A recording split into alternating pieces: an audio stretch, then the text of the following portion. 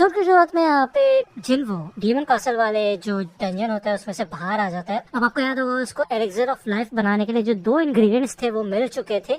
अब यहाँ पे सिर्फ उसके लिए एक इंग्रेडिएंट बचा हुआ है जो कि है प्यूरिफाइड डीमन किंग्स ब्लड, और इस वजह से यहाँ पे उसको इस कासल को पूरा क्लियर करना होगा। ओके, जब भी वो नेक्स्ट टाइम आएगा उसको फुल्ली प्रिपेयर होके आना होगा। भले यहाँ पे वो इस डंजन की वजह से या फिर इतने सारे डंजन्स में जाने की वजह से काफी ज्यादा ताकतवर बन चुका है, उसका लेवल अप हो चुका है काफी तगड़ी तरीके से, लेकिन ऑफिशियली वो एक ई रैंक का हंटर है अभी भी, है ना। अब क्योंकि वो लेवल अप करते रहना चाहता है तो उसको और भी ज्यादा हाई लेवल वाले रेड मिशन में जाना होगा, लेकिन ई रैंक का होने की वजह से उसको ये सब करना थोड़ा मुश्किल हो रहा है। तो वो यहाँ पे ये डिसाइड करते हैं कि उसको ये ड्रामा खत्म करना पड़ेगा और अपने आप को रीअसेस्ट करवाना पड़ेगा, यानी कि अपनी रैंक को फिर से रीचेक कराना पड़ेगा कि कितनी बड़ी है। तो यहाँ पे हमें एसोसिएशन का सीन दिखाया जाता है। इधर काफी सारे लोग इकट्ठा हुए होते हैं जो कि अपना खुद का रैंक रीअसेसमेंट करवाने के लिए आए होते हैं। यहाँ पे कुछ रिक्रूट्स भी शामिल होते हैं जो कि अपने गिल्ड में शामिल करने के लिए लोगों को ढूंढ रहे होते हैं। अभी अभी एक बंदा होता है, बेक का ये बंदा होता है। ओके, वो यहाँ पे ऑब्जर्व कर रहा होता है लोगों को कि ये सी रैंक का, ये ई रैंक का, लेकिन वो यहाँ पे देखता है किसी को और देख के शॉक हो जाता है। शॉक होते साथ ही वो यहाँ पे बेक युनहो को फोन मिलाता है और बताता है कि मैं हूँ ह्यून कीचुल, सेकंड मैनेजर डिवीजन का, और वो यहाँ पे आ चुका है जिसका आपको इंतजार था। मेरे को बिल्कुल भी मिस्टेक नहीं हो रही है, ये वही है हंटर संग, अपनी रैंक का रीअसेसमेंट करवाने के लिए आया है वो।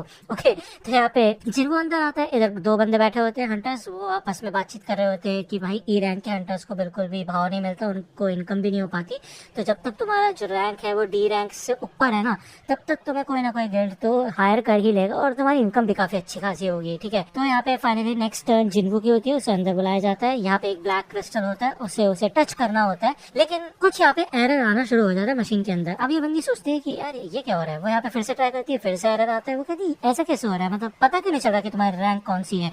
तभी यहाँ पे डायरेक्टर आते हैं, वो पूछते क्या हुआ, तो ये बंदी बताती है कि क्या प्रॉब्लम है, यहाँ पे मशीन में कुछ दिक्कत हो गई है।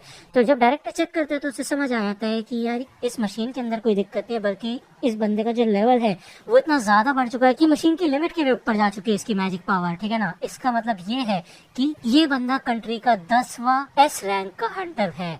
और भाई ये तो काफी कमाल की बात है, मतलब फाइनली अब रीअसेसमेंट पूरा हो चुका है, तो नेक्स्ट यहाँ पे जिन्वो एस रैंक का हंटर बनेगा। यहाँ पे बाहर हमें जिनचुल का सीन दिखाया जाता है। इधर चोई जोंग इन भी शामिल होता है। अब चोई जोंग इन यहाँ पे बोलता है कि मैंने रेड गेट वाले इंसिडेंट के बारे में सुना कि व्हाइट टाइगर गिल्ड ने एक नॉन मेंबर को अपने रेड मिशन में पार्टिसिपेट करने दिया, और भाई वो बंदा बॉस को भी हरा के वहां से आ गया। बताओ तो मेरे को है कौन वो इंसान।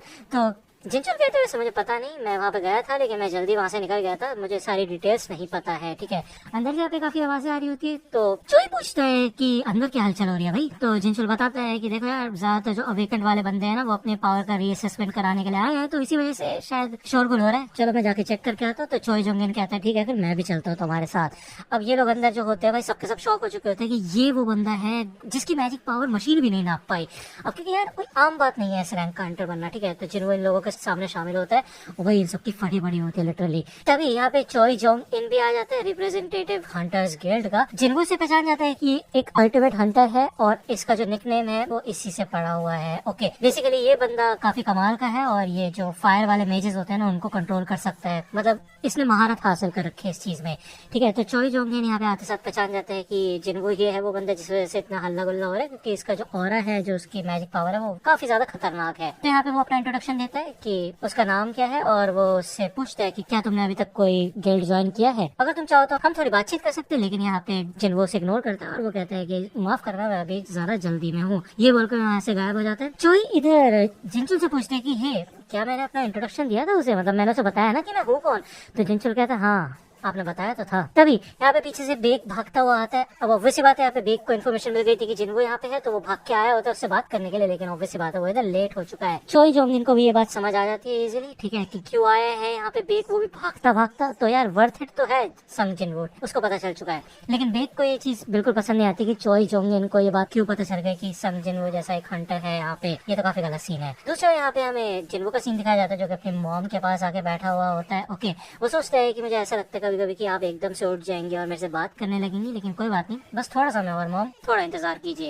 यहाँ पे जब वो बाहर आता है तो जिनचो इधर शामिल होता है। ओके, वो कहता है कि हमारे जो सर्वेलेंस डिवीजन का टास्क है ना, वो ये है कि हम मॉनिटर करते हैं हंटर्स को और उनको पनिश करते हैं जो लॉ को ब्रेक करते हैं। तो जिनको कहते हैं तुम्हें क्या लगता है मैं कोई क्रिमिनल हूँ, मतलब मैं कोई ऑब्जेक्ट हूँ जो तुम मेरे ऊपर सर्वेलेंस रख रहे हो? तो जिनचो कहता है नहीं, ऐसी बात नहीं है, सर्वेलेंस डिवीजन बस हंटर्स को कंट्रोल करता है, कोई दिक्कत वाली बात नहीं है। तो बेसिकली वो यहाँ पे बोलता है कि आप तुमसे कोई मिलना चाहता है, इधर और कोई नहीं बल्कि प्रेसिडेंट होता है हंटर एसोसिएशन का, गो गुनही। वो कहता है कि क्या मैं तुमसे थोड़ी देर बात कर सकता हूँ? ये लोग यहाँ पे बैठते हैं, वो कंग्रेचुलेशन करता है जिन्वो को कि वो एक एस रैंक का हंटर बन चुका है। तो बेसिकली यहाँ पे मेन टास्क उसका क्या होता है, मेन मोटिव क्या होता है, वो सीधा पॉइंट पे आता है। इधर वो बताते हैं कि हंटर एसोसिएशन काफी बड़ा है, लेकिन जो कमाल के हंटर्स है ना वो काफी ज्यादा कम है। ज्यादातर हंटर्स अच्छे स्टेटस और इनकम के लिए बड़े बड़े गिल्ड्स को ज्वाइन कर लेते हैं। ये जिनचुल जो है ये एक काफी अच्छा खासा हंटर है, लेकिन ये सिर्फ ए रैंक का है। मैं चाहता हूँ कि तुम हम में से एक बन जाओ। अभी तुम जानते होगे कि मैजिक बीस्ट का सामना हंटर्स करते हैं और 5 हंटर गिल्ड्स हैं यहाँ पे जो कि मेन है, ऑब्वियसली मतलब 5 ही है, ठीक है। और इन सब के बीच का जो बैलेंस है ना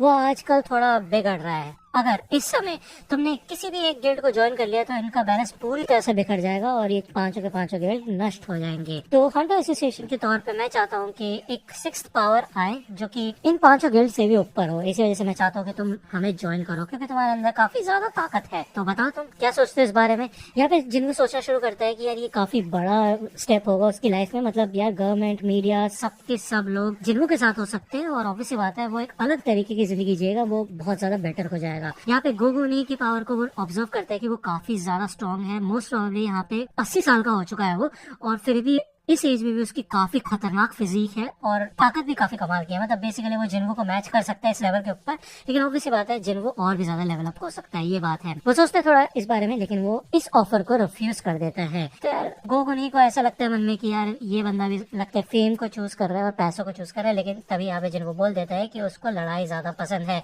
वो लड़ना चाहता है। तो जिन्वो कहता है कि मेरी जगह डंजन्स में है, मैं वहीं पे बिलोंग करता हूँ। तो ये सुन के गोगुनी काफी ज्यादा एक्साइटेड हो जाता है, मतलब उसकी दिल की धड़कनें तेज हो जाती है।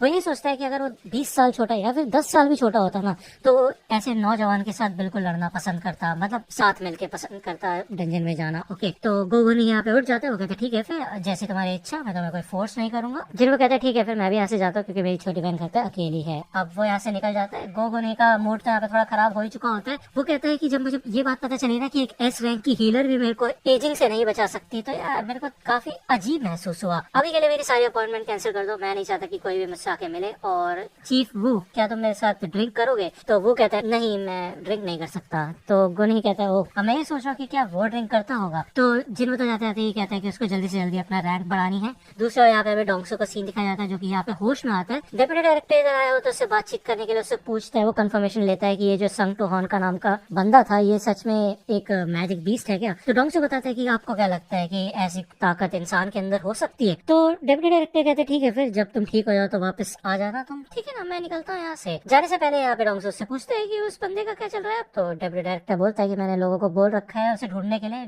तलाश जारी है, लेकिन उसने तुम्हें हरा दिया तो उसको पकड़ना तो थोड़ा मुश्किल होगा ही, है ना। ये बोल के यहाँ से चला जाता है। वो याद करता है कि संग टू हॉर्न ने उसे धमकी दी थी कि तुम मेरी फैमिली को अप्रोच करना छोड़ दो, और ये मैं तुम्हारे खुद के भले के लिए कह रहा हूँ। तुम्हें याद रखना होगा कि तुम मेरे से मरने के बाद भी बच नहीं सकते अगर तुमने ऐसा किया तो भाई ये काफी खतरनाक धमकी होती है। भले डोंगसो को काफी गुस्सा आ रहा होता है, उसे बहुत शर्मिंदा महसूस हो रहा होता है कि भाई उसकी तो बेइज्जती होगी, ऊपर से हारा भी, ठीक है। और क्या बोला उसने कि मरने के बाद भी नहीं बच सकता? उसे क्या लगता है भाई ये सुन के डर जाऊंगा? मुझे अच्छे इक्विपमेंट्स की जरूरत है, मुझे एक आर्टिफैक्ट की जरूरत है जो कि उसको कुचल के रख सके। अब आर्टिफैक्ट्स क्या होता है? अब आपने देखा होगा जिन्वो के पास एक काफी कमाल का सूट था, वो आर्टिफैक्ट्स है, और ये ही सारे मैन मेड आर्टिफैक्ट जिन्वो सर्च कर रहा होता है। और वो हमें बताता है कि जो हाई लेवल के इक्विपमेंट होते हैं ना ये इंसान ही बनाते हैं, लेकिन इससे काफी ज्यादा मदद मिल जाती है हंटर्स को। ओके, अब वो चेक कर रहा होता है, इनके प्राइसेस काफी ज्यादा हाई होते हैं, और ऑब्वियसली बात है जिन्वो अभी ई रैंक का हंटर है, उसके पास अगर कोई खतरनाक सा वेपन आ गया तो लोग जरूर सोचेंगे कि भाई इसके पास ये वेपन कैसे आया। तो ऑब्वियसली बात है अगर वो एक बार को ए रैंक के गेट में भी गया होता ना तो वो एक्सक्यूज बना सकता था कि हाँ भाई उसको वहां से मिल गया होगा या फिर ऐसा कोई रिलेशन। तभी वो देखता है कि एक गिल्ड है जो कि रिक्रूट कर रहा है माइनिंग के लिए, ठीक है, एक माइनिंग टीम इकट्ठा कर रहा है, तो ये चीज वो नोटिस कर लेता है। दूसरी ओर यहाँ पे हमें ऑफिस का सीन दिखाया जाता है। वो इधर गुनही को सारी इन्फॉर्मेशन दे रहा होता है सम जिन्वो की, ठीक है ना, उसके बारे में बताता है कि वो बचपन से अपनी फैमिली का ख्याल रख रहा है, उसकी छोटी बहन का और उसकी मॉम का जो की बीमार है, काफी टाइम से अपनी फैमिली को सपोर्ट कर रहा है वो। तो यार गुनही देखता है कि ये बंदा तो बिल्कुल अलग दिख रहा है 4 साल पहले की रिपोर्ट में। तो यार ऑब्वियस सी बात है, इनका शक जाता है कि कहीं ये कोई फॉल्स रैंकर तो नहीं है, लेकिन वो बताता है कि ऐसी बात नहीं है, ये काफी बार चोट खा चुका है, काफी बार जख्मी हो चुका है और हॉस्पिटल के चक्कर लगा चुका है, तो कोई शक नहीं है यही वो बंदा है। इसके अलावा वो बता देते हैं कि रिसेंट में उसने अभी एक माइनिंग टीम को ज्वाइन किया है।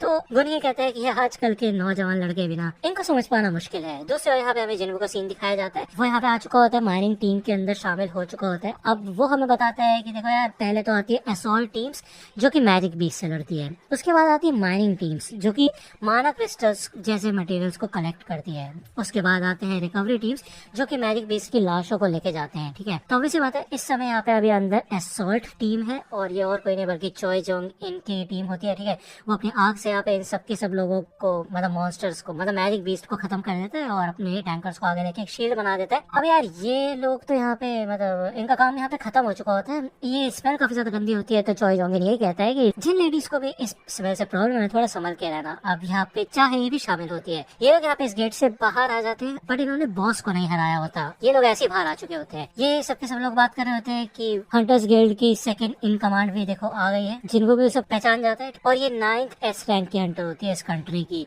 अगर जब चाहे इधर से जा रही होती है ना, तो उसको एक अजीब सा ऑरा महसूस होता है। मतलब पहले तो जिनको भी उसका ऑरा देखते हैं कि बहुत ज्यादा खतरनाक है, लेकिन चाहे को यहाँ पे ऐसा महसूस होता है कि साइड में शायद गो गुन ही थे, मतलब चेयरमैन गो, जिनका ऑरा काफी खतरनाक है। लेकिन ऐसा कैसे हो सकता है, वो यहाँ पे कैसे हो सकते हैं? ये ऑरा एकदम से महसूस हुआ था और एकदम से गायब हो गया। तो चाहे थोड़ा कंफ्यूज हो जाती है, लेकिन जिनको पहले से छुप गया था वो कहता है कि जैसा मैंने सोचा था उससे कहीं ज्यादा परसेप्टिव है ये बंदी, इसको तो पहले ही पता चल गया मेरे बारे में। अब ये लोग यहाँ पे अंदर घुसते हैं, रिकवरी टीम और माइनिंग टीम, जिनमें यहाँ पे सोचता है कि इस डंजन के अंदर एक A रैंक का बॉस है और काफी कमाल की बात है, मतलब उसे बहुत ज्यादा चिल मच रही होती है उस बॉस को देखने के लिए, क्योंकि डेमन कासल के वल्कन और मीटस से जो वो लड़ा था उससे भी ज्यादा स्ट्रॉन्ग है ये बॉस। तो तुम समझ रहे हो ना, काफी अलग लेवल है ये। अब यहाँ पे कुछ अफवाह हो रही होती है, बातें हो रही होती है कि ये सच में क्या A रैंक का हंटर है, उसे क्यों लेके आए यहाँ पे।